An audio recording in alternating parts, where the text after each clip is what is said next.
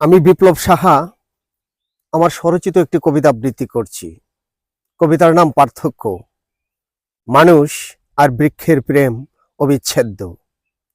মানুষের আয়ু কমার সাথে সাথে গাছেদেরও ছাল বাকল ধীরে ধীরে খসে পড়ে।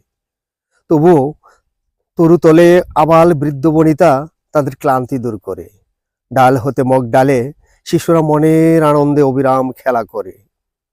খেলার ছলে বেখিয়ালি মনে বৃক্ষের কাণ্ড পত্রাদি কখনো বা ভেঙে ফেলে।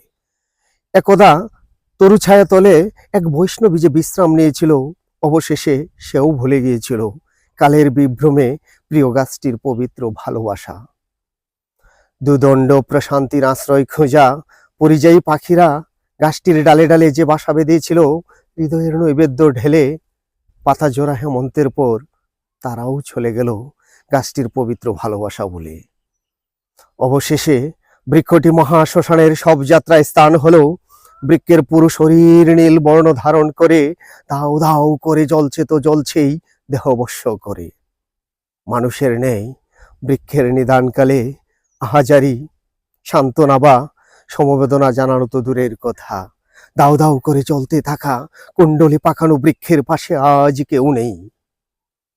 বৃক্ষের পরম বান্ধব শিশু আবাল বৃদ্ধ বনিতারাও, এমনকি প্রকৃতির নীড়ে পরম আশ্রয় খোঁজা পরিযায়ী পাখিরাও।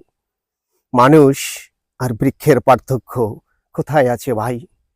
শ্মশানেতেই অবশিষ্ট থাকে কিছু ছাই আর ছাই, ছাই আর ছাই। ধন্যবাদ।